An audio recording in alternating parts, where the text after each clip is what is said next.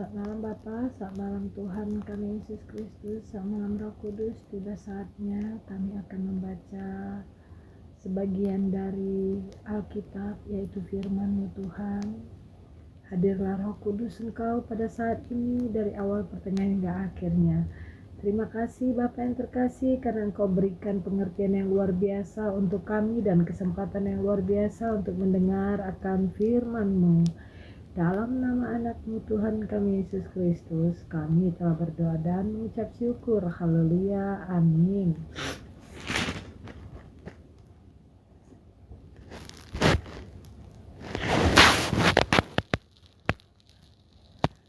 Rut pasal 1 ayat 1 sampai dengan ayat yang 22, demikian firman Tuhan.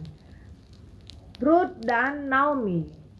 Pada zaman para hakim memerintah, ada kelaparan di tanah Israel. Lalu pergilah seorang dari Betlehem, Yehuda beserta istrinya dan kedua anaknya laki-laki ke daerah Moab untuk menetap di sana sebagai orang asing. Nama orang itu ialah Elimelek, nama istrinya Naomi, dan nama kedua anaknya Mahlon dan Kilion. Semuanya orang-orang Efrata dari Betlehem, Yehuda, dan setelah sampai ke daerah Moab, diamlah mereka di sana. Kemudian matilah Elimelek, suami Naomi, sehingga perempuan itu tertinggal dengan kedua anaknya. Keduanya mengambil perempuan Moab, yang pertama bernama Orpa, yang kedua bernama Rut. Dan mereka diam di situ kira-kira 10 tahun lamanya. Lalu matilah juga keduanya, yakni Mahlon dan Kilion. Sehingga perempuan itu kehilangan kedua anaknya dan suaminya. Kemudian berkemaslah ia dengan kedua menantunya dan ia pulang dari daerah Moab. Sebab di daerah Moab ia mendengar bahwa Tuhan telah memperhatikan umatnya dan memberikan makanan kepada mereka. Maka berangkatlah ia dari tempat tinggalnya itu bersama-sama dengan kedua menantunya. Ketika mereka sedang di jalan untuk pulang ke tanah Yehuda, berkatalah Naomi kepada kedua menantunya itu, "Pergilah, pulanglah masing-masing ke rumah ibunya. Tuhan kiranya menunjukkan kasih-Nya kepadamu, seperti yang kamu tunjukkan kepada orang-orang yang telah mati itu dan kepadaku. Kiranya atas karunia Tuhan kamu mendapat tempat perlindungan masing-masing di rumah suaminya." Lalu diciumnyalah mereka, tetapi mereka menangis dengan suara keras dan berkata kepadanya, "Tidak, kami ikut dengan engkau pulang kepada bangsamu."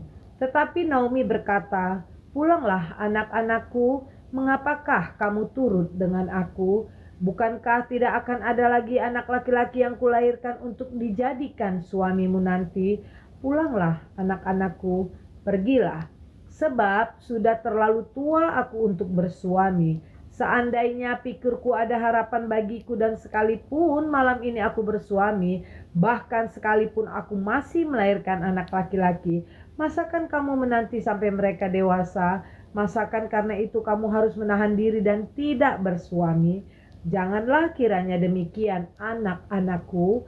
Bukankah jauh lebih pahit yang aku alami daripada kamu? Sebab tangan Tuhan teracung terhadap aku." Menangis pula mereka dengan suara keras. Lalu Orpa mencium mertuanya itu minta diri. Tetapi Rut tetap berpaut padanya. Berkatalah Naomi, "Telah pulang iparmu kepada bangsanya dan kepada para allahnya. Pulanglah mengikuti iparmu itu." Tetapi kata Rut, "Janganlah desak aku meninggalkan engkau dan pulang tidak mengikuti engkau. Sebab kemana engkau pergi, ke situ jugalah aku pergi. Dan di mana engkau bermalam, di situ jugalah aku bermalam. Bangsamulah bangsaku dan Allahmulah Allahku. Di mana engkau mati, aku pun mati di sana. Dan di sanalah aku dikuburkan. Beginilah kiranya Tuhan menghukum aku.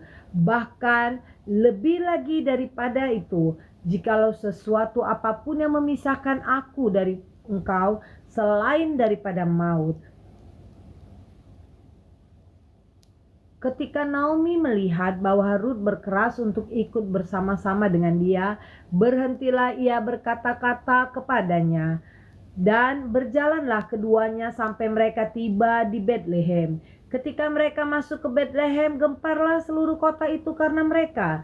Dan perempuan-perempuan berkata, "Naomi kah itu?" Tetapi ia berkata kepada mereka, "Janganlah sebutkan aku Naomi, sebutkanlah aku Mara. Sebab yang Maha Kuasa telah melakukan banyak yang pahit kepadaku. Dengan tangan yang penuh aku pergi, tetapi dengan tangan yang kosong Tuhan memulangkan aku. Mengapakah kamu menyebut aku Naomi? Karena Tuhan telah naik saksi menentang aku, dan yang Maha Kuasa telah mendatangkan malapetaka kepadaku." Demikianlah Naomi pulang bersama-sama dengan Rut, perempuan Moab itu, menantunya yang turut pulang dari daerah Moab, dan sampailah mereka ke Betlehem pada permulaan musim menuai jelai. Rut pasal 2 ayat 1 sampai dengan ayat 23, demikian firman Tuhan. Rut bertemu dengan Boas. Naomi itu mempunyai seorang anak dari pihak suaminya, seorang yang kaya raya dari kaum Elimelek, namanya Boas. Maka Rut perempuan Moab itu berkata kepada Naomi, "Biarkanlah aku pergi ke ladang memungut bulir-bulir jelai di belakang orang yang murah hati kepadaku." Dan sahut Naomi kepadanya, "Pergilah anakku." Pergilah ia lalu sampai di padang dan memungut jelai di belakang penyabit-penyabit. Kebetulan ia berada di tanah milik Boas yang berasal dari kaum Elimelek. Lalu datanglah Boas dari Betlehem. Ia berkata kepada penyabit-penyabit itu, "Tuhan kiranya menyertai kamu." Jawab mereka kepadanya, "Tuhan kiranya memberkati Tuan." Lalu kata Boas kepada bujangnya yang mengawasi penyabit-penyabit itu, "Dari manakah perempuan ini?" Bujang yang mengawasi penyabit-penyabit itu menjawab, "Dia adalah seorang perempuan Moab. Dia pulang bersama-sama dengan Naomi dari daerah Moab." Tadi ia berkata, "Izinkanlah kiranya aku memungut dan mengumpulkan jelai dari antara berkas-berkas jelai ini di belakang penyabit-penyabit." Begitulah ia datang dan terus sibuk dari pagi sampai sekarang. Dan seketika pun ia tidak berhenti. Sesudah itu berkatalah Boas kepada Rut, "Dengarlah dahulu anakku, tidak usah engkau pergi memungut jelai ke ladang lain, dan tidak usah juga engkau pergi dari sini. Tetapi tetaplah dengan dekat pekerja-pekerjaku perempuan. Lihat saja ke ladang yang sedang disabit orang itu. Ikutilah perempuan-perempuan itu dari belakang, sebab aku telah memesankan kepada pengerja-pengerja lelaki, jangan mengganggu engkau. Jika engkau haus, pergilah ke tempayan-tempayan dan minumlah air yang dicedok oleh pekerja-pekerja itu." Lalu sujudlah Rut, menyembah dengan mukanya sampai ke tanah dan berkata kepadanya, "Mengapakah aku mendapat belas kasihan daripadamu, sehingga Tuhan memperhatikan aku, padahal aku ini seorang yang asing?" Boas menjawab, "Telah dikabarkan orang kepadaku dengan lengkap segala sesuatu yang engkau lakukan kepada mertuamu sesudah suamimu mati, dan bagaimana engkau meninggalkan ibu bapamu dan tanah kelahiranmu, serta pergi kepada suatu bangsa yang dahulu tidak engkau kenal. Tuhan kiranya membalas perbuatanmu itu, dan kepadamu kiranya dikaruniakan upahmu sepenuhnya oleh Tuhan Allah Israel, yang di bawah sayapnya engkau datang berlindung." Kemudian berkatalah Rut, "Memang aku mendapat belas kasihan daripadamu ya Tuhan, sebab Tuhan telah menghiburkan aku dan telah menenangkan hati hambamu ini. Walaupun aku tidak sama seperti salah seorang hamba-hambamu perempuan." Ketika sudah waktu makan, berkatalah Boas kepadanya, "Datanglah kemari, makanlah roti ini dan celupkanlah suapmu ke dalam cuka ini." Lalu duduklah ia di sisi penyabit-penyabit itu, dan Boas mengunjukkan berti gandum kepadanya. Makanlah Rut sampai kenyang, bahkan ada sisanya. Setelah ia bangun untuk memungut pula, maka Boas memerintahkan kepada pengerja-pengerjanya dari antara berkas-berkas itu pun ia boleh memungut, janganlah ia diganggu. Bahkan haruslah kamu dengan sengaja menarik sedikit-sedikit dari onggokan jelai itu untuk dia dan meninggalkannya, supaya dipungutnya. Janganlah berlaku kasar terhadap dia. Maka ia memungut di ladang sampai petang. Lalu ia mengirik yang dipungutnya itu, dan ada kira-kira sefa jelai banyaknya. Seeva jelai banyaknya. Diangkatnyalah itu, lalu masuklah ia ke kota. Ketika mertuanya melihat apa yang dipungutnya itu, dan ketika dikeluarkannya dan diberitakannya kepada mertuanya sisa yang ada setelah kenyang itu, maka berkatalah mertuanya kepadanya, "Di mana engkau memungut dan di mana engkau bekerja hari ini?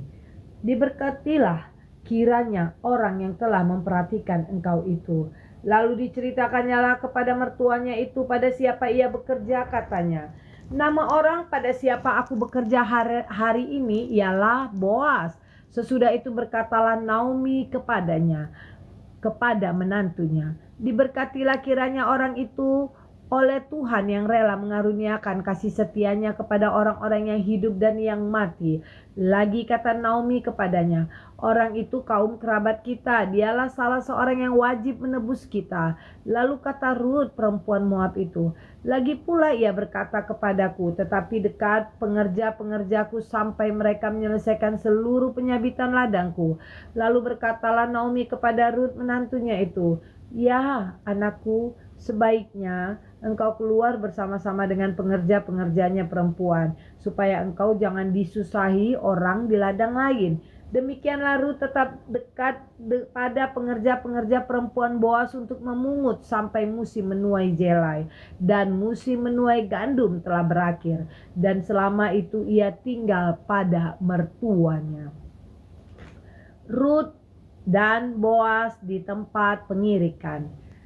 Kitab Rut pasal 3 ayat 1 sampai dengan ayat yang ke-18, demikian firman Tuhan. Lalu Naomi mertuanya itu berkata kepadanya, "Anakku, apakah tidak ada baiknya jika aku mencari tempat perlindungan bagimu supaya engkau berbahagia? Maka sekarang, bukankah Boas yang pengerja-pengerjanya perempuan telah kau temani itu adalah sanak kita? Dia pada malam ini menampi jelai di tempat pengirikan. Maka mandilah dan beruraplah. Pakailah pakaian bagusmu dan pergilah ke tempat pengirikan itu. Tetapi janganlah engkau ketahuan kepada orang itu sebelum ia selesai makan dan minum. Jika ia membaringkan diri tidur, haruslah engkau perhatikan baik-baik tempat ia berbaring. Kemudian datanglah dekat, singkapkanlah selimut dari kakinya dan berbaringlah di sana. Maka ia akan memberitahukan kepadamu apa yang harus kau lakukan." Lalu kata Rut kepadanya, "Segala yang engkau katakan itu akan aku lakukan." Sesudah itu pergilah ia ke tempat pengirikan, dan dilakukannya lah tepat seperti yang diperintahkan mertuanya kepadanya. Setelah Boas habis makan dan minum dan hatinya gembira, datanglah ia untuk membaringkan diri tidur pada ujung timbunan jelai itu. Kemudian datanglah perempuan itu dekat dengan diam-diam. Disingkapnyalah selimut dari kaki Boas dan berbaringlah ia di situ. Pada waktu tengah malam, dengan terkejut terjagalah orang itu lalu meraba-raba ke sekelilingnya, dan ternyata ada seorang perempuan berbaring di sebelah kakinya. Bertanyalah ia, "Siapakah engkau ini?" Jawabnya, "Aku Rut, hambamu. Kembangkanlah kiranya sayapmu melindungi hambamu ini, sebab engkaulah seorang kaum yang wajib menebus kami." Lalu katanya, "Diberkatilah kiranya engkau oleh Tuhan ya anakku. Sekarang engkau menunjukkan kasihmu lebih nyata lagi daripada yang pertama kali itu, karena engkau tidak mengejar-ngejar orang-orang muda, baik yang miskin maupun yang kaya. Oleh sebab itu, anakku, janganlah takut. Segala yang kau katakan itu akan kulakukan kepadamu. Sebab setiap orang dalam kota kami tahu bahwa engkau seorang perempuan baik-baik. Maka sekarang memang aku seorang kaum yang wajib menebus. Tetapi walaupun demikian masih ada lagi seorang penebus yang lebih dekat daripadaku. Tinggallah di sini malam ini, dan besok pagi jika ia mau menebus engkau, baik, biarlah ia menebus. Tetapi jika ia tidak suka menebus engkau, maka akulah yang akan menebus engkau. Demi Tuhan yang hidup, berbaring sajalah tidur sampai pagi. Jadi berbaringlah ia tidur di sebelah kakinya sampai pagi. Lalu bangunlah ia sebelum orang dapat kenal mengenal, sebab kata Boas, janganlah diketahui orang bahwa seorang perempuan datang ke tempat pengirikan. Lagi katanya, berikanlah selendang yang engkau pakai itu dan tadahkanlah itu. Lalu ditadahkannyalah selendang itu, kemudian ditakarnyalah 6 takar jelai ke dalam selendang itu. Sesudah itu pergilah Boas ke kota. Setelah perempuan itu sampai kepada mertuanya, berkatalah mertuanya itu, bagaimana anakku? Lalu diceritakannya semua yang dilakukan orang itu kepadanya, serta berkata, yang 6 takar jelai ini diberikannya kepadaku, sebab katanya, engkau tidak boleh pulang kepada mertuamu dengan tangan hampa. Lalu kata mertuanya itu, duduk sajalah menanti anakku, sampai engkau mengetahui bagaimana kesudahan perkara itu. Sebab orang itu tidak akan berhenti sebelum diselesaikannya perkara itu pada hari ini juga. Kitab Rut pasal keempat ayat 1 sampai dengan ayat yang ke-22. Guys, ternyata kitab Rut itu cuma ada 4 pasal ya, dan ini pasal terakhir di kitab Rut ya. Demikian firman Tuhan. Rut menjadi istri Boas. Boas telah pergi ke pintu gerbang dan duduk di sana. Kebetulan lewatlah penebus yang disebutkan Boas itu, lalu berkatalah Boas, hai saudara, datanglah dahulu kemari, duduklah di sini. Maka datanglah ia lalu duduk. Kemudian dipilihnyalah 10 orang dari para tua-tua kota itu dan berkata, duduklah kamu di sini. Maka duduklah mereka. Lalu berkatalah ia kepada penebus itu, tanah milik kepunyaan saudara kita Elimelek hendak dijual oleh Naomi yang telah pulang dari daerah Moab. Jadi pikirku, baik juga hal itu kusampaikan kepadamu sebagai berikut. Belilah tanah itu di depan orang-orang yang duduk di sini dan di depan para tua-tua bangsa kita. Jika engkau mau menebusnya, tebuslah. Tetapi jika engkau tidak mau menebusnya, beritahukanlah kepadaku supaya aku tahu. Sebab tidak ada orang yang dapat menebusnya kecuali engkau, dan sesudah engkau, aku. Lalu berkatalah ia, aku akan menebusnya. Tetapi kata Boas, pada waktu engkau membeli tanah dari tangan Naomi, engkau memperoleh Rut juga, perempuan Moab, istri orang yang telah mati itu, untuk menegakkan nama orang itu di atas milik pusakanya. Lalu berkatalah penebus itu, jika demikian aku ini tidak dapat menebusnya, sebab aku akan merusakkan milik pusakaku sendiri. Aku mengharap engkau menebus apa yang seharusnya aku tebus, sebab aku tidak dapat menebusnya. Beginilah kebiasaan dahulu di Israel dalam hal menebus dan menukar. Setiap kali orang hendak menguatkan sesuatu perkara, maka yang seorang menanggalkan kasutnya sebelah dan memberikannya kepada yang lain. Demikianlah caranya orang mensahkan perkara di Israel. Lalu penebus itu berkata kepada Boas, engkau saja yang membelinya, dan ditanggalkannyalah kasutnya. Kemudian berkatalah Boas kepada para tua-tua dan kepada semua orang di situ, kamulah pada hari ini menjadi saksi bahwa segala milik Elimelek dan segala milik Kilion dan Mahlon aku beli dari tangan Naomi. Juga Rut perempuan Moab itu istri Mahlon aku peroleh menjadi istriku untuk menegakkan nama orang yang telah mati itu di atas milik pusakanya. Demikianlah nama orang itu tidak akan lenyap dari antara saudara-saudaranya dan dari antara warga kota. Kamulah pada hari ini menjadi saksi bahwa seluruh orang banyak yang hadir di pintu gerbang dan para tua-tua berkata, kamilah menjadi saksi. Tuhan kiranya membuat perempuan yang akan masuk rumahmu itu sama seperti Rahel dan Lea, yang keduanya telah membangunkan umat Israel. Biarlah engkau menjadi makmur di Efrata, dan biarlah namamu termasyur di Betlehem. Keturunanmu kiranya menjadi seperti keturunan Peres yang dilahirkan Tamar bagi Yehuda, oleh karena anak-anak yang akan diberikan Tuhan kepadamu dari perempuan muda ini. Lalu Boas mengambil Rut dan perempuan itu menjadi istrinya, dan dihampirinya lah dia. Maka atas karunia Tuhan perempuan itu mengandung, lalu melahirkan seorang anak laki-laki. Sebab itu perempuan-perempuan berkata kepada Naomi, "Terpujilah Tuhan yang telah rela menolong engkau pada hari ini dengan seorang penebus. Termasyurlah kiranya nama anak itu di Israel, dan dialah yang akan menyegarkan jiwamu dan memelihara engkau pada waktu rambutmu telah putih. Sebab menantumu yang mengasihi engkau telah melahirkannya, perempuan yang lebih berharga bagimu dari 7 anak laki-laki." Dan Naomi mengambil anak itu serta meletakkannya pada pangkuannya, dan dialah yang mengasuhnya. Dan tetangga-tetangga perempuan memberi nama kepada anak itu, katanya, "Pada Naomi telah lahir seorang anak laki-laki." Lalu mereka menyebutkan namanya Obed. Dialah ayah Isai, ayah Daud. Silsilah Daud. Inilah keturunan Peres. Peres memperanakan Hezron. Hezron memperanakan Ram. Ram memperanakan Aminadab. Aminadab memperanakan Nahason. Nahason memperanakan Salmon. Salmon memperanakan Boas. Boas memperanakan Obed. Obed memperanakan Isai, dan Isai memperanakan Daud.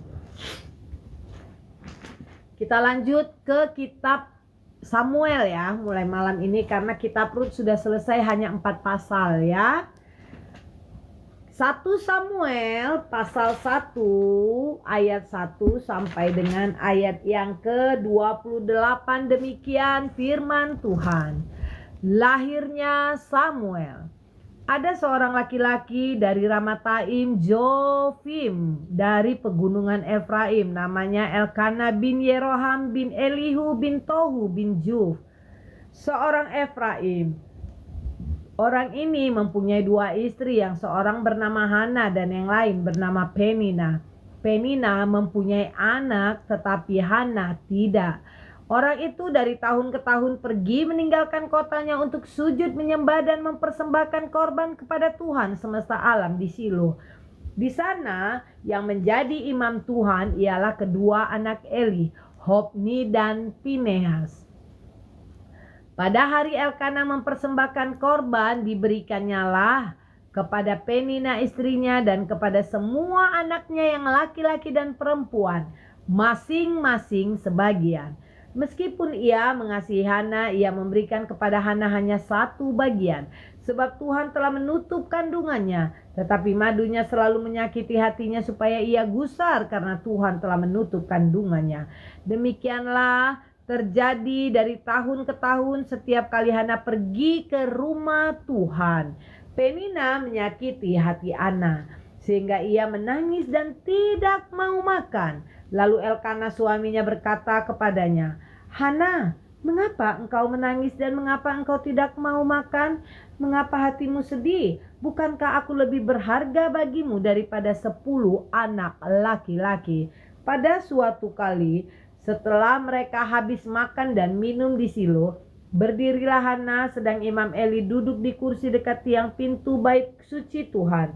Dan dengan hati pedih ia berdoa kepada Tuhan sambil menangis terseduh-seduh. Kemudian bernazarlah ia, katanya, "Tuhan semesta alam, jika sungguh-sungguh engkau memperhatikan sengsara hamba-Mu ini dan mengingat kepadaku dan tidak melupakan hamba-Mu ini, tetapi memberikan kepada hamba-Mu ini seorang anak laki-laki, maka aku akan memberikan dia kepada Tuhan untuk seumur hidupnya.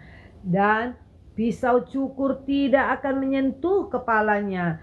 Ketika perempuan itu terus-menerus berdoa di hadapan Tuhan, maka Eli mengamat-amati mulut perempuan itu, dan karena Hana berkata-kata dalam hatinya dan hanya bibirnya saja yang bergerak-gerak, tetapi suaranya tidak kedengaran, maka Eli menyangka perempuan itu mabuk. Lalu kata Eli kepadanya, "Berapa lama lagi engkau berlaku sebagai orang mabuk? Lepaskanlah dirimu daripada mabukmu." Tetapi Hana menjawab, Bukan, tuanku. Aku seorang perempuan yang sangat bersusah hati. Anggur ataupun minuman yang memabukkan tidak aku minum, melainkan aku mencurahkan isi hatiku kepada Tuhan di hadapan Tuhan. Janganlah anggap hambamu ini seorang perempuan dursila, sebab karena besarnya cemas dan sakit hati aku berbicara demikian lama. Jawab Eli, pergilah dengan selamat dan Allah Israel akan memberikan kepadamu apa yang engkau minta daripadanya. Sesudah itu berkatalah perempuan itu, biarlah hambamu ini mendapat belas kasihan daripadamu. Lalu keluarlah perempuan itu, ia mau makan dan mukanya tidak muram lagi. Keesokan harinya bangunlah mereka itu pagi-pagi lalu sujud menyembah di hadapan Tuhan. Kemudian pulanglah mereka ke rumahnya di Rama. Ketika Elkana bersetubuh dengan Hana istrinya, Tuhan ingat kepadanya, maka setahun kemudian mengandunglah Hana dan melahirkan seorang anak laki-laki. Ia menamai anak itu Samuel, sebab katanya, aku telah memintanya daripada Tuhan. Elkana laki-laki itu pergi dengan seisi rumahnya mempersembahkan korban sembelihan tahunan dan korban nazarnya kepada Tuhan. Tetapi Hana tidak ikut pergi, sebab katanya kepada suaminya, nanti apabila anak itu cerai susu, aku akan mengantarkan dia, maka ia akan menghadap kehadirat Tuhan dan tinggal di sana seumur hidupnya. Kemudian Elkana suaminya berkata kepadanya, perbuatlah yang kau pandang baik, tinggallah sampai engkau menyapi dia, hanya Tuhan kiranya menepati janjinya. Jadi tinggallah perempuan itu dan menyusui anaknya sampai disapinya. Setelah perempuan itu menyapi anaknya, dibawanyalah dia dengan seekor lembu jantan yang berumur 3 tahun, 1 eva tepung dan sebuyung anggur. Lalu diantarkannya ke dalam rumah Tuhan di Shilo. Waktu itu masih kecil betul kanak-kanak itu. Setelah mereka menyembeli lembu, mereka mengantarkan kanak-kanak itu kepada Eli. Lalu kata perempuan itu, mohon bicara tuanku. Demi tuanku hidup, akulah perempuan yang dahulu berdiri di sini dekat tuanku untuk berdoa kepada Tuhan. Untuk mendapatkan anak inilah aku berdoa, dan Tuhan telah memberikan kepadaku apa yang kuminta daripadanya. Maka aku pun menyerahkannya kepada Tuhan seumur hidup, terserahlah ia kiranya kepada Tuhan. Lalu sujudlah mereka di sana menyembah kepada Tuhan. 1 Samuel pasal 2 ayat 1 sampai dengan ayat yang ke-36. Demikian firman Tuhan. Puji-pujian Hana. Lalu berdoalah Hana, katanya, hatiku bersukaria karena Tuhan, tanduk kekuatanku ditinggikan oleh Tuhan. Mulutku mencemoohkan musuhku, sebab aku bersuka cita karena pertolonganmu. Tidak ada yang kudus seperti Tuhan, sebab tidak ada yang lain kecuali Engkau, dan tidak ada gunung batu seperti Allah kita. Janganlah kamu selalu berkata sombong, janganlah caci maki keluar dari mulutmu, karena Tuhan itu Allah yang maha tahu, dan oleh Dia perbuatan-perbuatan diuji. Busur pada pahlawan telah patah, tetapi orang-orang yang terhuyung-huyung pinggangnya berikatkan kekuatan. Siapa yang kenyang dahulu, sekarang menyewakan dirinya karena makanan, tetapi orang yang lapar dahulu sekarang boleh beristirahat. Bahkan orang yang mandul melahirkan 7 anak, tetapi orang yang banyak anaknya menjadi layu. Tuhan memastikan dan menghidupkan, Ia menurunkan ke dalam dunia orang mati dan mengangkat dari sana. Tuhan membuat miskin dan membuat kaya. Ia merendahkan dan meninggikan juga. Ia menegakkan orang yang hina dari dalam debu dan mengangkat orang yang miskin dari lumpur, untuk mendudukkan dia bersama-sama dengan para bangsawan, dan membuat dia memiliki kursi kehormatan. Sebab Tuhan mempunyai alas bumi, dan di atasnya Ia menaruh daratan. Langkah kaki orang-orang yang dikasihinya dilindunginya, tetapi orang-orang fasik akan mati binasa dalam kegelapan. Sebab bukan oleh karena kekuatannya sendiri seseorang berkuasa. Orang yang berbantah dengan Tuhan akan dihancurkan atas mereka. Yang mengguntur di langit, Tuhan mengadili bumi sampai ke ujung-ujungnya. Ia memberikan kekuatan kepada raja yang diangkatnya dan meninggikan tanduk kekuatan orang yang diurapinya. Kejahatan anak-anak Eli. Lalu pulanglah Elkana ke Rama, tetapi anak itu menjadi pelayan Tuhan di bawah pengawasan Imam Eli. Adapun anak-anak lelaki Eli adalah orang-orang dursila. Mereka tidak mengindahkan Tuhan ataupun batas hak para imam terhadap bangsa itu. Setiap kali seseorang mempersembahkan korban sembelihan, sementara daging itu dimasak, datanglah bujang imam membawa garpu bergigi 3 di tangannya, dan dicucukkannya lah ke dalam bejana atau ke dalam kuali atau ke dalam belanga atau ke dalam periuk. Segala yang ditarik dengan garpu itu ke atasnya diambil oleh imam itu untuk dirinya sendiri. Demikianlah mereka memperlakukan semua orang Israel yang datang ke sana, ke Silo.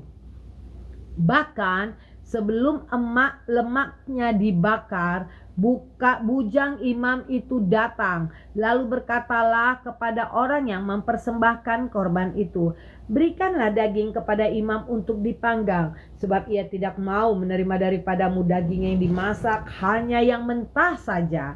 Apabila orang itu membawanya, bukankah lemak itu harus dibakar dahulu, kemudian barulah ambil bagimu sesuka hatimu? Maka berkatalah ia kepada orang itu, sekarang juga harus kau berikan, kalau tidak aku akan mengambilnya dengan kekerasan. Dengan demikian sangat besarlah dosa kedua orang muda itu di hadapan Tuhan, sebab mereka memandang rendah korban untuk Tuhan.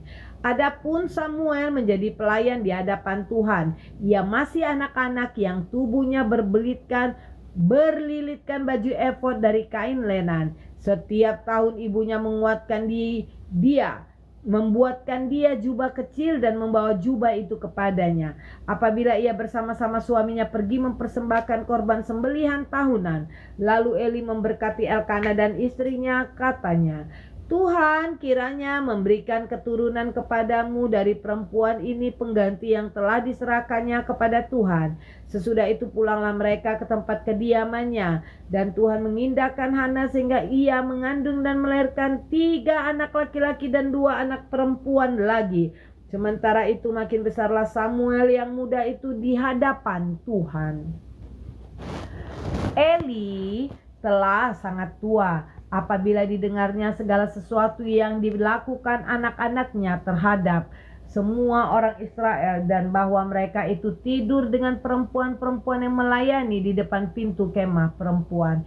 Berkatalah ia kepada mereka, mengapa kamu melakukan hal-hal yang begitu? Sehingga aku dengar dari segenap bangsa ini tentang perbuatan-perbuatanmu yang jahat itu.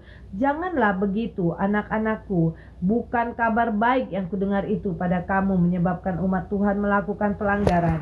Jika seseorang berdosa terhadap seorang yang lain, maka Allah yang akan mengadili. Tetapi jika seseorang berdosa kepada Tuhan, siapakah yang menjadi perantara baginya? Tetapi tidaklah didengarkan mereka perkataan ayahnya itu, sebab Tuhan hendak mematikan mereka.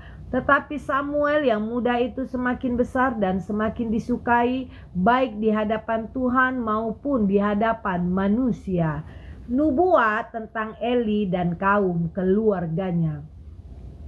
Seorang abdi Allah datang kepada Eli dan berkata kepadanya, beginilah firman Tuhan, bukankah dengan nyata aku menyatakan diriku kepada nenek moyangmu ketika mereka masih di Mesir dan takluk kepada keturunan Fir'aun?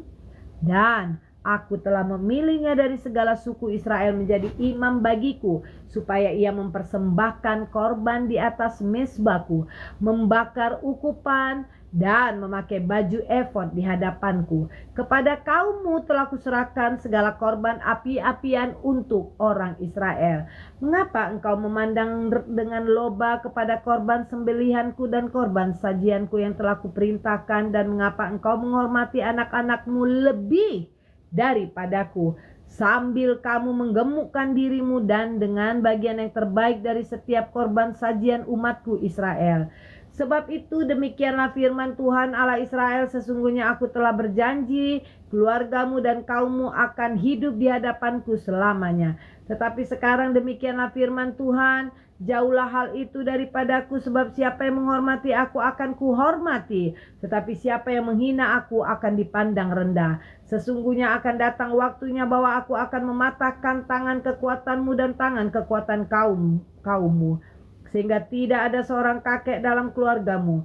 Maka engkau akan memandang dengan mata bermusuhan kepada segala kebaikan yang akan kulakukan kepada Israel, dan dalam keluargamu takkan ada seorang kakek untuk selamanya.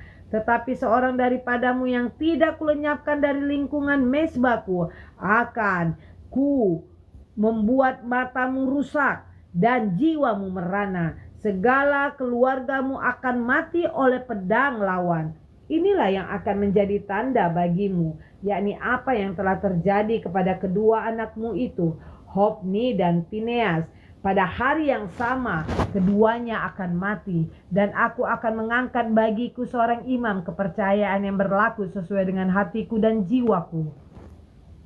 Dan aku akan membangunkan baginya keturunan yang teguh setia, sehingga ia selalu hidup di hadapan orang yang kuurapi. Kemudian siapa yang masih tinggal hidup dari keturunanmu akan datang sujud menyembah kepadanya, meminta sekeping uang perak atau sepotong roti, dan akan berkata, tempatkanlah kiranya aku dalam salah satu golongan imam itu, supaya aku dapat mendapat sekerat roti. 1 Samuel pasal 3 ayat 1 sampai dengan ayat yang ke-21. Demikian firman Tuhan. Samuel terpanggil. Samuel yang muda itu menjadi pelayan Tuhan di bawah pengawasan Eli. Pada masa itu firman Tuhan jarang, penglihatan pun tidak sering. Pada suatu hari Eli yang katanya mulai kabur dan tidak dapat melihat dengan baik sedang berbaring di tempat tidurnya. Lampu rumah Allah belum lagi padam. Samuel telah tidur di dalam bait suci Tuhan, tempat tabut Allah. Lalu Tuhan memanggil, Samuel, Samuel. Dan ia menjawab, ya Bapa. Lalu berlarilah ia kepada Eli serta katanya, ya Bapa, bukankah Bapa memanggil aku? Tetapi Eli berkata, aku tidak memanggil, tidurlah kembali. Lalu pergilah ia tidur, dan Tuhan memanggil Samuel sekali lagi. Samuel pun bangunlah, lalu pergi mendapatkan Eli serta berkata, ya Bapa, bukankah Bapa memanggil aku? Tetapi Eli berkata, aku tidak memanggil anakku, tidurlah kembali. Samuel belum mengenal Tuhan. Firman Tuhan belum pernah dinyatakan kepadanya. Dan Tuhan memanggil Samuel sekali lagi untuk ketiga kalinya. Ia pun bangunlah lalu pergi mendapatkan Eli serta katanya, ya Bapa, bukankah Bapa memanggil aku? Lalu mengertilah Eli bahwa Tuhanlah yang memanggil anak itu. Sebab itu berkatalah Eli kepada Samuel, pergilah tidur, dan apabila ia memanggil engkau katakanlah, berbicaralah Tuhan, sebab hamba-Mu ini mendengar. Maka pergilah Samuel dan tidurlah ia di tempat tidurnya. Lalu datanglah Tuhan berdiri di sana dan memanggil seperti yang sudah-sudah, Samuel, Samuel. Dan Samuel menjawab, berbicaralah, sebab hamba-Mu ini mendengar. Lalu berfirmanlah Tuhan kepada Samuel, ketahuilah, aku akan melakukan sesuatu di Israel, sehingga setiap orang yang mendengarnya akan bising kedua telinganya. Pada waktu itu, aku akan menepati kepada Eli segala yang telah kufirmankan tentang keluarganya, dari mula sampai akhir. Sebab telah kuceritakan dan kuberitahukan kepadanya bahwa aku akan menghukum keluarganya untuk selamanya karena dosa yang telah diketahuinya, yakni bahwa anak-anaknya telah menghujat Allah. tetapi ia tidak memarahi mereka. Sebab itu aku telah bersumpah kepada keluarga Eli bahwa dosa keluarga Eli takkan dihapuskan dengan korban sembelihan atau dengan korban sajian untuk selamanya. Samuel tidur sampai pagi, kemudian dibukanya pintu rumah Tuhan. Samuel segan memberitahukan penglihatan itu kepada Eli, tetapi Eli memanggil Samuel, katanya, "Samuel, anakku." Jawab Samuel, "Ya Bapa." Kata Eli, "Apakah yang disampaikannya kepadamu? Janganlah kau sembunyikan kepadaku. Kiranya beginilah Allah menghukum engkau, bahwa lebih lagi daripada itu, jika engkau menyembunyikan sepatah kata pun kepadaku dari apa yang disampaikannya kepadamu itu." Lalu Samuel memberitahukan semuanya itu kepadanya dengan tidak menyembunyikan sesuatu pun. Kemudian Eli berkata, "Dia Tuhan, biarlah diperbuatnya apa yang dipandangnya baik." Dan Samuel makin besar dan Tuhan menyertai dia. Dan tidak ada satupun dari firman-Nya itu yang dibiarkannya gugur. Maka tahulah seluruh Israel dari Dan sampai Beersheba bahwa kepada Samuel telah dipercayakan jabatan Nabi Tuhan. Dan Tuhan selanjutnya menampakkan diri di Silo, sebab ia menyatakan diri di Silo kepada Samuel dengan perantaraan firman-Nya. 1 Samuel pasal 4 ayat 1 sampai dengan ayat yang ke-22, demikian firman Tuhan. Dan perkataan Samuel sampai ke seluruh Israel. Tabut Tuhan dirampas. Orang Israel maju berperang melawan orang Filistin dan berkemah dekat Ebenhazer, sedang orang Filistin berkemah di Afek. Orang Filistin mengatur barisannya berhadapan dengan orang Israel. Ketika perempuan menghebat, terpukullah kala orang Israel oleh orang Filistin yang menewaskan kira-kira 4.000 orang di medan pertempuran. Ketika tentara itu kembali ke perkemahan, berkatalah para tua-tua Israel, "Mengapa Tuhan membuat kita terpukul kalah oleh orang Filistin pada hari ini? Marilah kita mengambil dari Silo tabut perjanjian Tuhan, supaya ia datang ke tengah-tengah kita dan melepaskan kita dari tangan musuh kita." Kemudian bangsa itu menyuruh orang ke Silo, lalu mereka mengangkat dari sana tabut perjanjian Tuhan semesta alam yang bersemayam di atas para kerub kedua anak Eli, Hofni dan Fineas. Ada di sana dekat tabut perjanjian Allah itu. Segera sesudah tabut perjanjian Tuhan sampai ke perkemahan, bersoraklah seluruh orang Israel dengan nyaring sehingga bumi bergetar.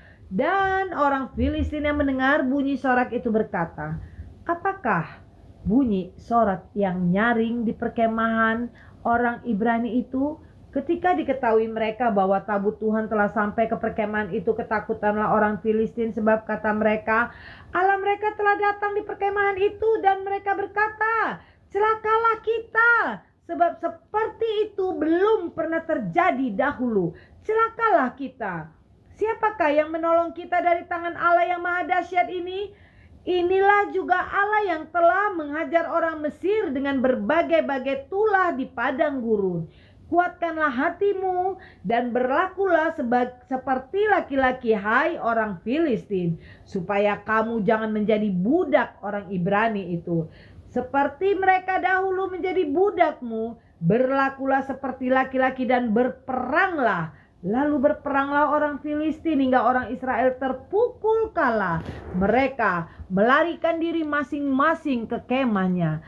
Amatlah besar kekalahan itu. Dari pihak Israel gugur 30.000 orang pasukan berjalan kaki. Lagi pula tabut Allah dirampas dan kedua anak Eli, Hofni dan Finehas tewas. Seorang dari suku Benyamin lari dari barisan pertempuran, dan daripada hari itu juga ia sampai ke Silo dengan pakaian terkoyak-koyak dan dengan tanah di kepalanya. Ketika ia sampai, Eli sedang duduk di kursi di tepi jalan menunggu-nunggu, sebab hatinya berdebar-debar karena tabut Allah itu. Ketika orang itu masuk ke kota dan menceritakan kabar itu, berteriaklah seluruh orang itu. Ketika Eli mendengar bunyi teriakan itu, bertanyalah ia, "Keributan apakah itu?" Lalu bersegeralah orang itu mendapatkan Eli dan memberitahukan kepadanya. Eli sudah 98 tahun umurnya dan matanya sudah bular ketika ia tidak dapat melihat lagi. Kata orang itu kepada Eli, "Aku datang dari medan pertempuran. Baru hari ini aku melarikan diri dari medan pertempuran." Kata Eli, "Bagaimana keadaannya, anakku?" Jawab pembawa kabar itu, "Orang Israel melarikan diri dari hadapan orang Filistin. Kekalahan yang besar telah diderita oleh rakyat. Lagi pula kedua anakmu Hofni dan Fineas telah tewas dan tabut Allah sudah dirampas." Ketika disebutnya tabut Allah itu, jatuhlah Eli terlentang dari kursi di sebelah pintu gerbang. Batang lehernya patah dan ia mati, sebab telah tua dan gemuk orangnya. 40 tahun lamanya ia memerintah sebagai hakim atas orang Israel. Adapun menantunya perempuan, istri Pinehas, sudah hamil tua. Ketika didengarnya kabar bahwa tabut Allah telah dirampas dan mertuanya laki-laki serta suaminya telah mati, duduklah ia berlutut lalu bersalin, sebab ia kedatangan sakit beranak. Ketika ia hampir mati, berkatalah perempuan-perempuan yang berdiri di dekatnya, "Janganlah takut, sebab engkau telah melahirkan seorang anak laki-laki." Tetapi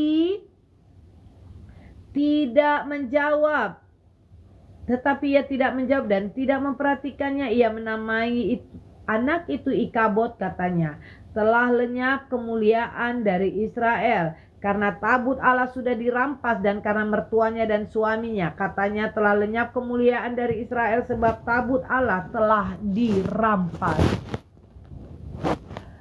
1 Samuel pasal 5 ayat 1 sampai dengan ayat yang ke-12. Demikian firman Tuhan. Tabut Tuhan di tanah orang Filistin.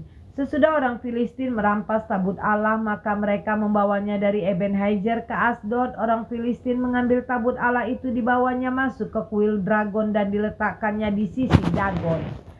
Ketika orang-orang Asdod bangun pagi-pagi dan keesokan harinya, tampaklah Dagon terjatuh dengan mukanya di tanah di hadapan tabut Tuhan. Lalu mereka mengambil Dagon dan mengembalikannya ke tempatnya.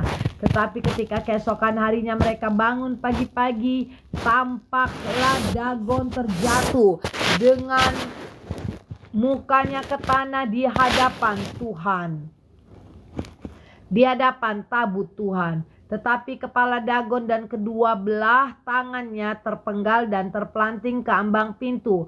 Hanya badan Dagon itu yang masih tinggal. Itulah sebabnya para imam Dagon dan semua orang yang masuk ke dalam kuil Dagon tidak menginjak ambang pintu rumah Dagon yang di Asdod sampai hari ini.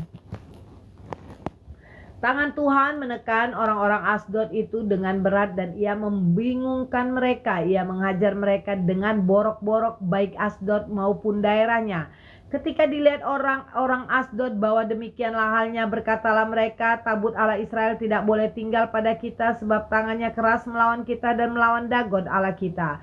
Sebab itu mereka memanggil berkumpul kepadanya semua raja orang kota Filistin dan berkata, "Apakah yang akan kita lakukan dengan tabut Allah Israel itu?" Lalu kata mereka, "Tabut Allah Israel harus dipindahkan ke Gad." Jadi mereka memindahkan tabut Allah Israel itu ke sana. Demikianlah, tetapi setelah mereka memindahkannya, maka tangan Tuhan mendatangkan kegemparan yang sangat besar ke atas kota itu. Ia mengajar orang-orang kota itu, anak-anak dan orang dewasa, sehingga timbul borok-borok pada mereka. Lalu mereka mengantarkan tabut Allah itu ke Ekron. Tetapi sesampai tabut Allah itu ke Ekron, bertiaklah orang Ekron itu demikian, "Maka memindahkan tabut Allah Israel itu kepada kita untuk memastikan kita dengan bangsa kita." Sebab itu mereka memanggil berkumpul semua kata orang Filistin itu dan berkata, antarkanlah tabut orang Israel itu, biarlah itu kembali ke tempatnya, supaya jangan dimatikannya kita dan bangsa kita. Sebab di seluruh kota itu ada kegemparan maut. Tangan Allah menekan orang-orang di sana dengan sangat berat. Orang-orang yang tidak mati dihajar dengan borok-borok, sehingga teriakan kota itu naik ke langit. 1 Samuel pasal 6 ayat 1 sampai dengan ayat yang ke-21, demikian firman Tuhan. Tabut dikembalikan kepada orang Israel. Setelah 7 bulan lamanya tabut Tuhan itu ada di daerah orang Filistin, maka orang Filistin itu memanggil para imam dan para penenun lalu berkata kepada mereka, apakah yang harus kami lakukan dengan tabut Tuhan itu? Beritahukanlah kepada kami bagaimana kami harus mengantarkannya kembali ke tempatnya. Lalu kata mereka, apabila kamu mengantarkan tabut Allah Israel itu, maka janganlah kamu mengantarkannya dengan tangan hampa, melainkan haruslah kamu membayar tebusan salah kepadanya. Maka kamu akan menjadi sembuh dan kamu akan mengetahui mengapa tangannya tidak undur daripadamu. Sesudah itu bertanyalah mereka, apakah tebusan salah yang harus kami bayar kepadanya? Jawab mereka, menurut jumlah raja-raja kota orang Filistin 5 borok emas dan 5 tikus emas. Sebab itulah yang sama menimpa kamu sekalian dan raja-raja kotamu. Jadi buatlah gambar borok-borokmu dan gambar tikus yang merusak tanahmu, dan sampaikanlah hormatmu kepada Allah Israel. Mungkin ia akan mengangkat daripadanya Allahmu, dan daripada tanahmu tangannya yang menekan dengan berat. Mengapa kamu berkeras hati sama seperti orang Mesir dan Fir'aun berkeras hati? Bukankah mereka membiarkan bangsa itu pergi ketika ia memain-mainkan mereka? Oleh sebab itu ambillah dan siapkanlah sebuah kereta baru dengan 2 ekor lembu menyusui yang belum pernah kena kuk. Pasanglah kedua lembu itu pada kereta, tetapi bawalah anak-anaknya kembali ke rumah supaya jangan mengikutinya lagi. Kemudian ambillah tabut Tuhan, muatkanlah itu ke atas kereta dan letakkanlah benda-benda emas yang harus kamu bayar kepadanya sebagai tebusan salah ke dalam suatu peti di sisinya, dan biarkanlah tabut itu pergi. Perhatikanlah, apabila tabut itu mengambil jalan ke daerahnya ke Bet-Semes, maka dialah itu yang telah mendatangkan malapetaka yang hebat ini kepada kita. Dan jika tidak, maka kita mengetahui bahwa bukanlah tangannya yang telah menimpa kita, kebetulan saja hal itu terjadi kepada kita. Demikianlah diperbuat orang-orang itu. Mereka mengambil 2 ekor lembu yang menyusui, dipasangnya pada kereta. Kepada anak-anaknya ditahan di rumah. Mereka meletakkan tabut Tuhan ke atas mereka, juga peti berisi tikus-tikus emas dan gambar benjol-benjol mereka. Lembu-lembu itu langsung mengikuti jalan yang ke Bet-Semes melalui satu jalan raya, sambil menguak dengan tidak menyimpang ke kanan atau ke kiri. Sedang raja-raja kota orang Filistin itu berjalan di belakangnya sampai ke daerah Bet-Semes. Orang-orang Bet-Semes sedang menuai gandum di lembah. Ketika mereka mengangkat muka mereka, tampaklah kepada mereka tabut itu.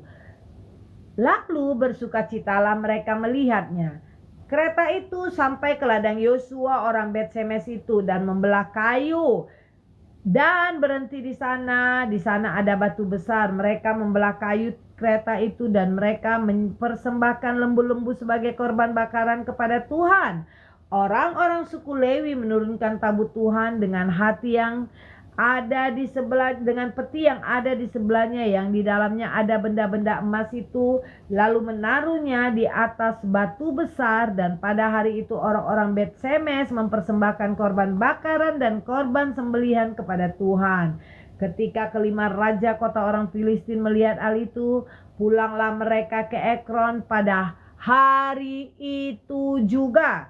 Inilah benjol-benjol emas yang dibayar orang Filistin kepada Tuhan sebagai tebusan. Salah dari Asdod 1, dari Gajah 1, dari Askelon 1, dari Gat 1, dari Ekron 1. Lagi tikus-tikus emas menurut jumlah segala kota orang Filistin kepunyaan kelima raja kota itu, baik kota-kota yang berkubu maupun dusun-dusun di sekitarnya. Dan batu besar yang di atasnya diletakkan mereka. Tabut Tuhan di ladang Yosua orang Bet-Semes itu adalah saksi sampai hari ini. Dan ia membunuh beberapa orang Bet-Semes karena mereka melihat ke dalam tabut Tuhan. Ia membunuh 70 orang dari rakyat itu. Rakyat itu berkabung karena Tuhan telah menghajar mereka dengan dahsyatnya. Dan orang-orang Bet-Semes berkata, siapakah yang tahan berdiri di hadapan Tuhan Allah yang kudus ini? Kepada siapakah ia akan berangkat meninggalkan kita? Lalu mereka mengirim utusan kepada penduduk Kiryat Yearim dan pesan, orang Filistin telah mengembalikan tabut Tuhan, datanglah dan angkutlah itu kepadanya. Wow guys, sudah 10 pasal kita baca hari ini ya. Wow, kita lanjut atau enggak? Yuk pada komen yuk, ada yang mau dilanjut ya, atau kita tutup sampai di sini, kita bawa dalam doa ya. Karena biasanya saya membaca minimal 10 pasal satu hari, maksimal bisa 50 pasal ya. Makanya saya bilang kepada kalian semua, kira-kira ini bacaan kita mau kita lanjut atau kita tutup dengan doa Bapa kami. Yuk, komen yuk. Komen yuk buat semua yang mau dilanjut, biar saya lanjut ya. Buat semua yang mau ditutup dengan doa Bapa kami, juga kita akan tutup dengan doa Bapa kami ya. Oke. Jadi kita tadi sudah baca 4 pasal di kitab Rut. Ternyata kitab Rut itu hanya ada 4 pasal. Selanjutnya kita baca 1 Tawarik ya. 1 Samuel ya, 6 pasal. 1 Samuel itu 6 pasal ya. Dan 4 pasal kitab Rut juga ditambah 6 pasal kitab Samuel. 1 Samuel itu menjadi 10 pasal. Oke. Mau kita lanjut atau mau kita tutup dengan doa Bapa kami. Terima kasih yang sudah tap-tap layar ya. Terima kasih juga yang sudah share videonya. Tuhan Yesus memberkati kalian semua. Jangan lupa ya, selalu datang di live saya untuk pembacaan Alkitab setiap malam, minimal 10 pasal setiap harinya. Oke. Nah, sepertinya kita tutup, kita baca, kita berdoa doa Bapa kami. Mari kita berdoa bersama-sama. Bapa kami yang di sorga, dikuduskanlah namamu, datanglah kerajaanmu, jadilah kehendakmu di bumi seperti di sorga. Berikanlah kami pada hari ini makanan kami yang secukupnya, dan ampunilah kami akan kesalahan kami, seperti kami juga telah mengampuni orang yang bersalah kepada kami. Dan janganlah membawa kami ke dalam pencobaan, tetapi lepaskanlah kami daripada yang jahat. Karena Engkau yang mempunyai kerajaan dan kuasa dan kemuliaan sampai selama-lamanya. Bagi yang percaya, kita sama-sama katakan amin. Wow guys, puji Tuhan ya, hari ini kita sudah membaca 10 pasal ya, dari kitab Rut 4 pasal, dari kitab Samuel ya 6 pasal ya. Jadi saya juga seperti kalian semua sama-sama belajar untuk taat ya, untuk disiplin membaca Alkitab, mendengar suara Tuhan. Jadi kalau kita berdoa senantiasa kepada Tuhan, itu Tuhan yang mendengar suara kita. Tetapi di saat kita membaca Alkitab, kita mendengar isi Alkitab, itu adalah saat Tuhan berbicara kepada kita ya. Jadi jangan pernah lengah, jangan pernah skip, jangan pernah abaikan firman Tuhan, Alkitab. Nggak mesti seperti saya 10 pasal sampai 30 pasal setiap membaca Alkitab. Satu ayat aja, kalau kalian mau tekun, mau disiplin ya, mau sabar untuk membaca Alkitab setiap harinya. Satu saja, satu ayat aja. Itu sudah suatu berkat yang luar biasa, karena di saat kalian membaca firman Tuhan satu ayat saja, itu sama dengan kalian sudah mendengarkan suara Tuhan ya. Begitulah setiap hari saya berusaha untuk taat ya, untuk disiplin, untuk fokus ya di dalam membaca Alkitab, di dalam sharing isi Alkitab. Kenapa saya harus membaca Alkitab itu online di dalam TikTok saya ini? Karena saya ingin ada yang menemani di saat saya membaca Alkitab. Jadi semangat itu semakin menggebu-gebu, dan di saat saya ditemani oleh kalian semua, para sahabat Nova Batam Shop, untuk membaca Alkitab pada malam ini, itu sudah motivasi buat saya, itu sudah kegembiraan buat saya, dan itu sudah semangat yang luar biasa dari kalian semua. Makanya tidak putus-putus ya saya mengucap syukur kepada kalian semua, karena kalian luar biasa tetap mendampingi saya untuk membaca Alkitab sebanyak 10 pasal minimal setiap pembacaan Alkitab, bisa maksimal 50 pasal ya. Terima kasih buat kebaikan kalian semua. Biarlah Tuhan yang membalas setiap kebaikan kalian semua. Terima kasih loh yang sudah share-share videonya. Terima kasih yang sudah tap-tap layarnya. Wow, sudah berapa itu? Sudah hampir, wow, sudah 366, puji Tuhan ya. Biarlah setiap yang bernapas senantiasa memuji dan mempermuliakan nama Tuhan ya.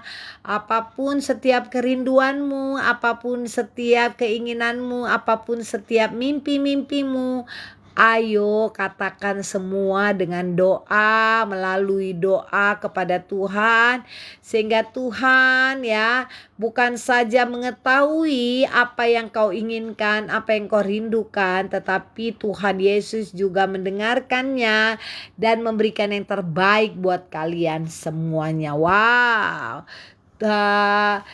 Jadi saya juga setiap hari berusaha untuk taat ya.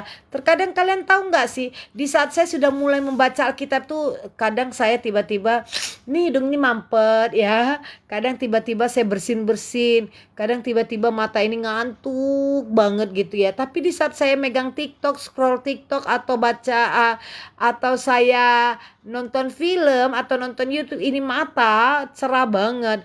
Tapi kenapa setiap saya memulai membaca Alkitab tuh ada aja yang membuat kita itu digoda ya, malas gitu loh ya. Ada aja seperti hidung mampet, seperti alergi, seperti bersin-bersin, seperti mata mengantuk. Tapi ya puji Tuhan, itu semua saya lawan dalam nama Tuhan Yesus ya kan. Sehingga Tuhan memberikan semangat di dalam hatiku, bahwasanya apapun godaan yang terjadi, apapun tantangan yang terjadi yang Tuhan izinkan untuk dilakukan iblis ya kepada kita ya, tapi percayalah Tuhan juga kasih kekuatan untuk kita melawan semuanya ya, dalam nama Tuhan Yesus. Jika engkau mempunyai iman yang besar kepada Tuhan, percayalah, jangankan hanya mengantuk, jangankan hanya sinus atau alergi atau bersin-bersin atau apapun itu, gunung pun bisa kalian pindahkan, gunung pun bisa saya pindahkan ya.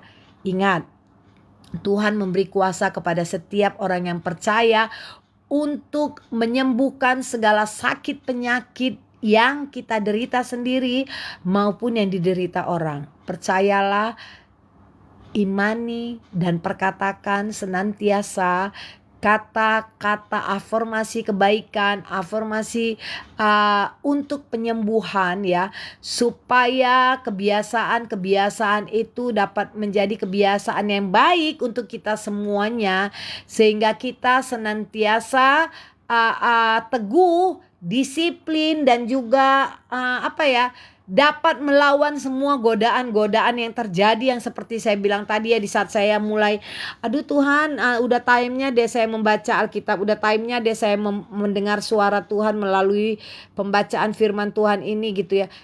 Ini hidung mampet lah, ini mata ngantuk lah, ini hidung bersin-bersin lah. Tapi tidak ada yang mustahil dalam nama Tuhan.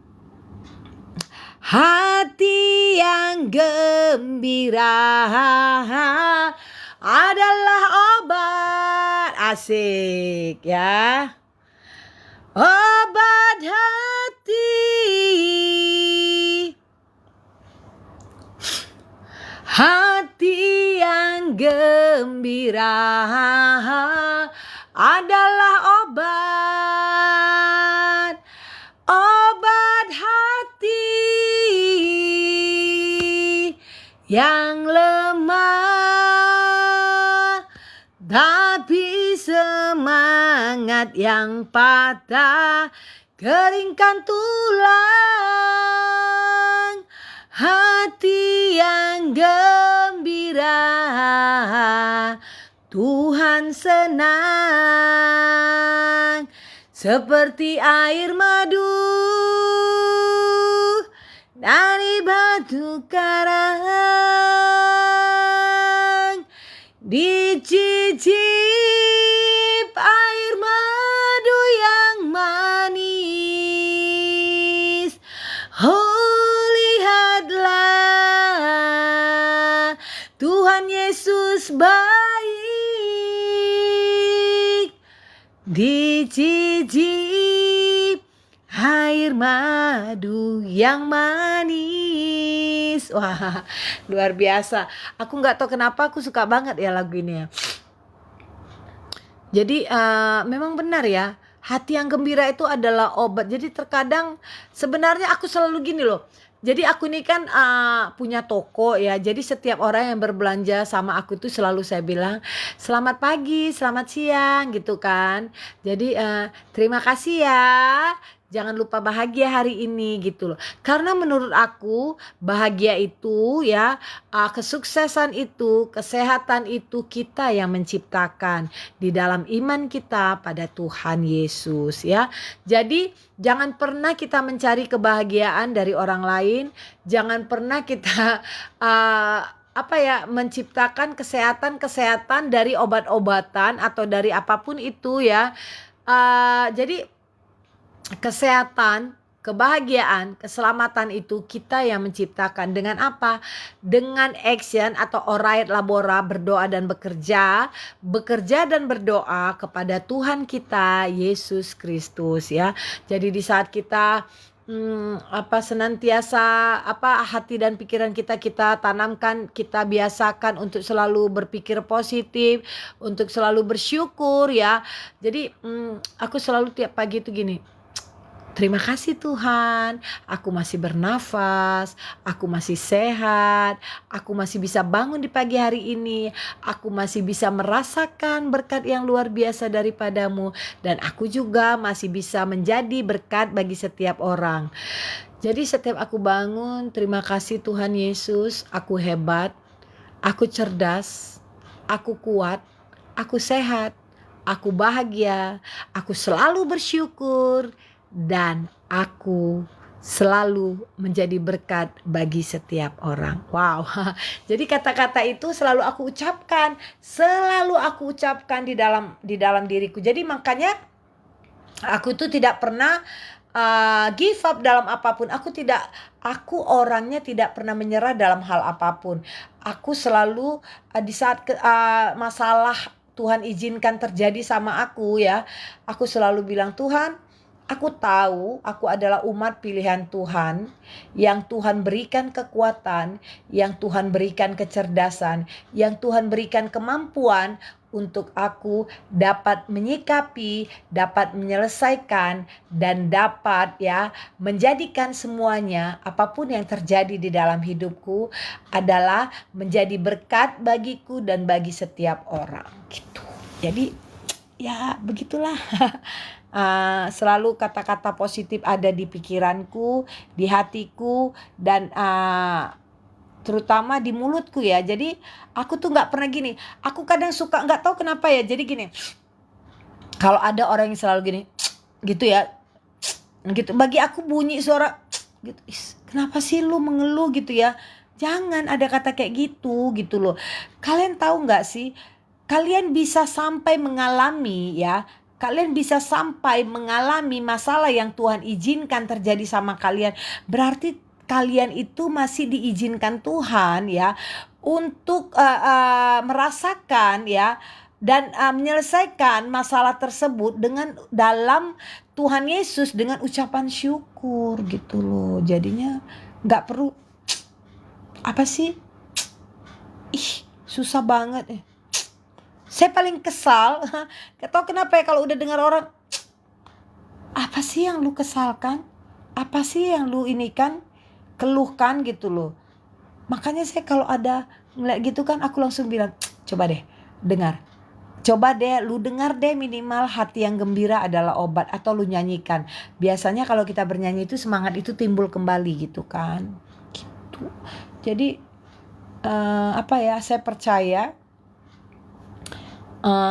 apapun yang terjadi di dalam kehidupanku sepanjang hari ini itu karena Tuhan yang izinkan dan Tuhan jadikan menjadi berhasil di dalam setiap kehidupanku. Apapun itu yang aku alami sepanjang hari itu, dengan imanku pada Tuhan, dengan kekuatan yang daripada Tuhan, dengan keyakinan yang kuat daripada Tuhan, dan juga dengan kecerdasan yang Tuhan izinkan yang ada pada hati dan pikiranku. Terima kasih loh yang sudah join ya. Terima kasih buat kalian semua ya. Jangan lupa sempatkan diri kalian untuk mendengarkan suara Tuhan melalui pembacaan Alkitab ya. Karena di saat kalian berdoa pada Tuhan Yesus, itulah saatnya Tuhan mendengarkan kalian berbicara kepadanya. Tapi kalau kalian ingin mendengarkan suara Tuhan yang tulus pada kalian, yang nyata pada kalian, suara Tuhan yang nyata dan keras pada kalian, itu adalah di saat kalian itu memang membaca Alkitab. Karena suara Tuhan itu terjadi dan terdengar di saat kita membaca Alkitab. Jadi Alkitab itu isinya semuanya suara Tuhan, firman Tuhan ya. Jangan sampai waktu kalian habis dengan kalian men-scroll TikTok atau menonton TV atau bekerja mati-matian, atau kalian ngobrol hangout dengan teman-teman tanpa kalian sempatkan diri kalian mendengar suara Tuhan melalui pembacaan Alkitab minimal 1 ayat. Karena di dalam Alkitab itu semuanya suara Tuhan, firman Tuhan ada di situ semua. Semua. Buku yang paling lengkap, buku yang paling cerdas, buku yang ilmu pengetahuan atau apapun sejarah yang paling hebat itu ada di dalam Alkitab. Makanya saya biasakan untuk membaca Alkitab minimal 10 pasal satu hari, maksimal bisa 30 pasal. Tapi saya keseringan sih 10 pasal ya. 30 pasal itu kalau saya Tuhan izinkan saya mampu untuk baca 30 pasal itu.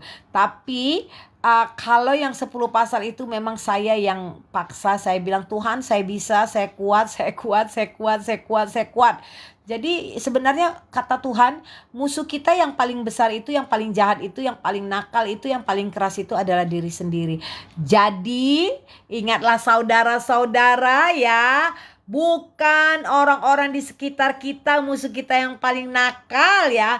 Bukan orang-orang yang di sekeliling kita orang-orang yang paling jahat. Yang paling jahat itu adalah diri kita sendiri. Dan kalau kita sudah bisa menaklukkan diri kita sendiri dengan selalu penguasaan diri tadi. Kita harus minta hikmat penguasaan diri loh kepada Tuhan loh. Karena kalau kita nggak bisa mempunyai penguasaan diri tadi, wah bahaya banget memang.